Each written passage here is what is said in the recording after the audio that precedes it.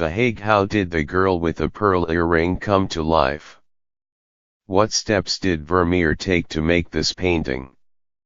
These are some of the fundamental questions we still have about Johannes Vermeer's beloved 1665 painting of a young woman in a blue and yellow turban, glancing beguilingly over her shoulder, according to Abby van Divier, painting's conservator at the Moritz Hughes Royal Picture Gallery. Here. The answers may lie below the surface of her luminous face, inside her layers of paint, and within the crushed minerals that make up her 350-year-old pigments.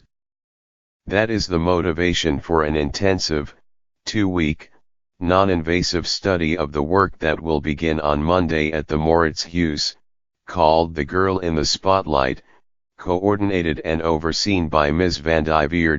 Using a panoply of new exploratory technologies, some borrowed from medicine, with complicated names such as fiber optic reflectance spectroscopy, macro X-ray powder diffraction and optical coherence tomography, the museum hopes to harvest all kinds of data about the girl, as everyone at the museum simply calls her, to explore her inner life. It is an exceedingly rare occasion that the Moritz Hughes takes girl off the wall, but it seemed justified for this enormous team effort, which takes place under the umbrella of the Netherlands Institute for Conservation, Art, and Science and includes participants from the National Gallery of Art in Washington, the Rijksmuseum in Amsterdam, Delft University of Technology, and the Cultural Heritage Agency of the Netherlands. The expertise and the scientific equipment are coming from the whole world, converging on this one painting, this one masterpiece, Ms. van Divier said. We'll see how much information we can gain with the technology at our disposal in a very short period of time, 2 weeks, working 24 hours a day, day and night. The girl is the star attraction of the Moritz Hughes, a collection of Dutch 17th century paintings that draws about 400,000 visitors each year.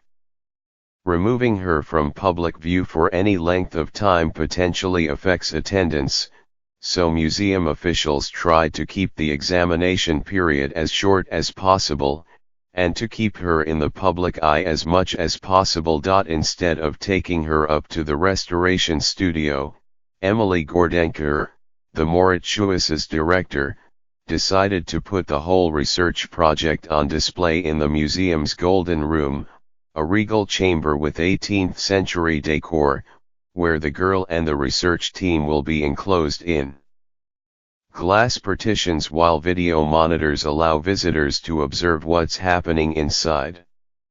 A high-resolution, three-dimensional reproduction of the girl created by OC, a Netherlands-based Canon company, will sit on an easel outside the glass chamber. Getting the girl out of her frame means that she's not visible in the way that she normally is for visitors, and that was a big concern for us because people come from far and wide to see this picture, Ms. Gordenker said. Occasionally she'll be lying on a bed with all kinds of cameras hanging around her, so you might not be able to see her as usual, or she might be half covered by a scanner. We wanted to make sure that for people who will come, they get taken along in the process. It has been more than 2 decades since Vermeer's so-called Mona Lisa of the North has been the subject of an examination, and since that time, there has been a great deal of advancement in the tools used to examine artworks. In 1994, researchers employed tools such as X-radiography, UV photography, and infrared reflectography, and took tiny paint samples out of the painting. Today's imaging tools are non-invasive, which means there's nary a brush or Q-tip in sight, and there will be no removal of particles. The technologies that have been brought together for this examination will cull a few terabytes of data, said Joris Dick, one of the lead researchers, from Delft University of Technology. These can later be used to create high-resolution computer visualizations of the painting that were never possible before. I can imagine at the end we'll have something like Google Earth where you can click on all different layers and zoom in and out of the painting to see different elements within the layers of paint, he said. The girl has been on display in the Mauritshuis since 1881.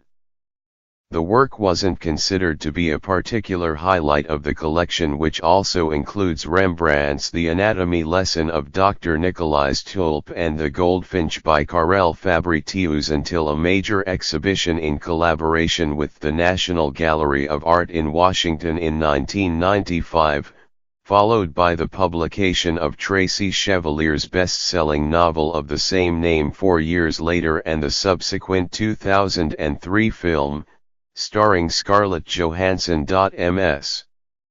Chevalier imagined the fictional subject for Vermeer's painting as a housemaid who is invited into the inner sanctum of the master's studio, and allowed to wear his wife's pearl earring for the portrait, creating a certain frisson between the artist and his model. Ms. Gordenker said that in reality, the picture probably wasn't painted as a portrait of any particular person. Trying to figure out the identity of the real-life girl, if there even was one, isn't a question for research. One of the things that makes this painting so spectacularly appealing is that we don't know, Ms. Gordenker said. That's one mystery that this year's inquiry will not attempt to solve.